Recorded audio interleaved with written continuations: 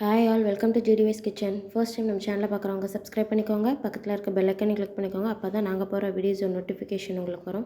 இன்றைக்கி என்ன பார்க்க போகிறோன்னா, டீ கடையெல்லாம் கிடைக்கிற தேங்காய் பிஸ்கெட் மைதா சேர்க்காமல் கோதுமை மாவில் எப்படி சிம்பிளாக செய்கிறதுன்னு பார்க்கலாம் வாங்க. இதுக்கு ஒரு பவுலில் 1/4 கப் நெய் எடுத்திருக்கேன். அண்ட் இது கூடவே 1/2 கப் பவுடர்டு சுகர் ஆட் பண்ணிக்கிறேன். நீங்கள் சுகர் அப்படியே போட்டிங்கன்னா மிக்ஸ் பண்ண லேட் ஆகும். ஸோ அதனால் இது நல்லா சாஃப்டாகிற அளவுக்கு மிக்ஸ் பண்ணிக்கலாம். கீயோட எந்த அளவுக்கு உங்களால் மிக்ஸ் பண்ண முடியுமோ அந்த அளவுக்கு மிக்ஸ் பண்ணிக்கோங்க. அண்ட் நான் இன்றைக்கி மெஷரிங் கப்ஸ் யூஸ் பண்ணியிருக்கேன். சப்போஸ் உங்கள்கிட்ட மெஷரிங் கப்ஸ் இல்லைன்னா வீட்டில் ஏதாச்சும் ஒரு கப்பு அளவுக்கு எடுத்துக்கோங்க. ஆரல்ஸ் டம்ளர் இருந்தால் கூட அதை நீங்கள் மெஷர்மெண்ட்ஸ்க்கு யூஸ் பண்ணிக்கலாம். ரொம்ப ஈஸியாகவும் இருக்கும் உங்களுக்கு. இப்போது இதை நல்லா மிக்ஸ் பண்ணதுக்கப்புறம் 1/2 கப் டெசிகேட்டட் கோகோனட் எடுத்திருக்கேன். ஆல்ரெடி டெசிகேட்டட் கோகோனட் வீட்டில் எப்படி ப்ரிப்பேர் பண்ணுறதுன்னு ஒரு ஷார்ட்ஸ் போட்டிருக்கேன், செக் பண்ணி பாருங்கள். நான் கீழே டிஸ்கிரிப்ஷன்லேயும் கொடுக்குறேன். இப்போ இதையும் இதோட ஆட் பண்ணிக்கலாம். இப்போ இதையும் ஆட் பண்ணிவிட்டு கொஞ்சமாக மட்டும் நான் எடுத்துக்கிறேன் மேலே டாப்பிங்ஸ்க்காக. இப்போ இதை நல்லா மிக்ஸ் பண்ணிடலாம் அந்த கீ அண்ட் சுகரோட.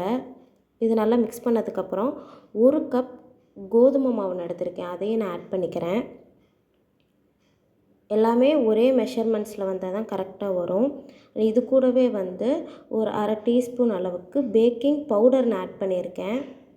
அண்ட் இது கூடவே ஃப்ளேவருக்காக ஒரு 1/2 டீஸ்பூன் அளவுக்கு வெனிலா எசன்ஸ் ஆட் பண்ணியிருக்கேன். உங்கள்கிட்ட எசன்ஸ் இல்லை உங்களுக்கு இந்த ஃப்ளேவர் பிடிக்காதுன்னா நீங்கள் ஏலக்காய் கூட சர்க்கரை கூட மிக்ஸ் பண்ணி போட்டுக்கலாம், அரைச்சி போட்டுக்கலாம், அதுவும் நல்லாயிருக்கும். இப்போது இது எல்லாத்தையும் நல்லா மிக்ஸ் பண்ணிக்கலாம். நல்லா ஈவனாக ஸ்ப்ரெட் ஆகிற அளவுக்கு மிக்ஸ் பண்ணி எடுத்துக்கலாம். மிக்ஸ் பண்ணிவிட்டு நல்லா பிடிச்சிட்டு விட்டால் உதிர்ற அளவுக்கு இருக்கணும். அதுதான் கரெக்டான கன்சிஸ்டன்சியில் இருக்குன்னு அர்த்தம். ஸோ இப்போ நம்ம மில்க் ஆட் பண்ணிக்கலாம். அதாவது 1 கப் மாவுக்கு 1/2 கப் பால் அளவுக்கு தேவைப்படும். நீங்கள் ஏதாச்சும் ஒரு டேபிள் ஸ்பூன் இருந்ததுன்னா அதை யூஸ் பண்ணிக்கோங்க. 3 to 4 டேபிள் ஸ்பூன் அளவுக்கு தேவைப்படும். நான் இப்போ ஃபஸ்ட்டு 2 டேபிள் ஸ்பூன் மட்டும் விட்டு நான் பிசைஞ்சிக்கிறேன். இல்லைன்னா கொஞ்சம் கொஞ்சமாக பால் ஊற்றி கூட நீங்கள் பிசைஞ்சிக்கலாம். காய்ச்சி ஆற வச்ச பால் தான் நான் யூஸ் பண்ணியிருக்கேன். இப்போ இதை நல்லா பிசைஞ்சிட்டு அகெயின் நான் கொஞ்சம் பால் ஊற்றி பிசைஞ்சிக்கிறேன். இந்த மாதிரி கொஞ்சம் கொஞ்சமாக ஊற்றி பிசைஞ்சிங்கன்னா தான் கரெக்டாக இருக்கும். இப்போ இதை நல்லா ஒரு சாஃப்டாக சப்பாத்தி மாவு அளவுக்கு நம்ம பிசைஞ்சு எடுத்துக்கலாம். நல்லா எல்லா பக்கமும் ஸ்ப்ரெட் ஆகிற மாதிரி பிசையணும். இப்போ நல்லா பிசைஞ்சு எடுத்துட்டு இந்த மாதிரி நல்லா உருண்டை பிடிச்சி ஒட்டாத அளவுக்கு இருக்கணும். இதுதான் கரெக்டான பக்குவம். இப்போ நீங்கள் அழுத்தி பார்த்தீங்கன்னா நல்லா சாஃப்டாக இருக்கும். இப்போ இதை ஒரு சைடில் வச்சுட்டு நம்ம எந்த பேனில் குக் பண்ண போகிறோமோ அதில் நான் கீ அப்ளை பண்ணி வச்சுருக்கேன். உங்கள்கிட்ட பட்டர் ஷீட் இருந்தால் கூட நீங்கள் பட்டர் ஷீட்டை யூஸ் பண்ணிக்கலாம். இப்போ இது ஒரு சைடு எடுத்து வச்சிடலாம். இப்போ நம்ம எடுத்து வச்சுருக்க மாவை குட்டி குட்டி பால்ஸாக ரெடி பண்ணிக்கலாம்.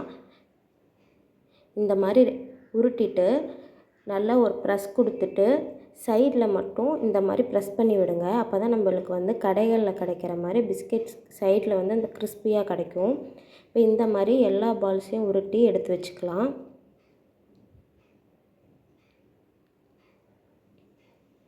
நான் சொன்ன மாதிரி சைடில் அழுத்தி விட்டிங்கன்னா தான் கடையில் கிடைக்கிற மாதிரி அந்த டேஸ்ட்டும் இருக்கும்.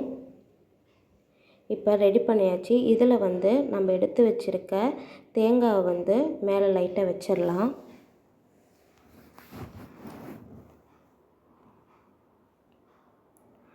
இந்த மாதிரி வச்சுக்கலாம். இதுக்கு மேலே நீங்கள் நட்ஸ் கூட வைக்கிறதுனா வைக்கலாம், நல்லாயிருக்கும் டேஸ்ட்டு. ஆர் டூட்டி ஃப்ரூட்டி இந்த மாதிரி எது உங்களுக்கு பிடிக்குதோ அது வச்சுக்கலாம்.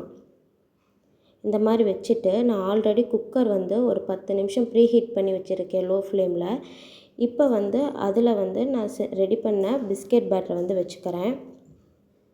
இப்போ இதை லோ ஃப்ளேமில் ஒரு 25 மினிட்ஸ் விட்டுறலாம். ஒரு 25 மினிட்ஸ் கழித்து பார்த்தீங்கன்னா பிஸ்கெட்ஸ் ரெடியாக இருக்கும். அந்த ஸ்மெல்லும் தெரியும். At the same time back side லைட்டாக பார்த்திங்கன்னா ப்ரௌன் கலரில் ஆகியிருக்கும். அதுதான் கரெக்டான ஸ்டேஜ். இப்போ வெளியே எடுத்து வச்சு ஆற விட்டுறலாம். ஆறுனதுக்கப்புறம் ஒரு பிளேட்டுக்கு ட்ரான்ஸ்ஃபர் பண்ணிடலாம். இப்போ பார்த்திங்கன்னா நம்மளோட தேங்காய் பிஸ்கெட் ரெடி ஆகிடுச்சு. சின்ன குழந்தைங்கள்லேருந்து எல்லாருக்கும் கொடுக்கலாம்.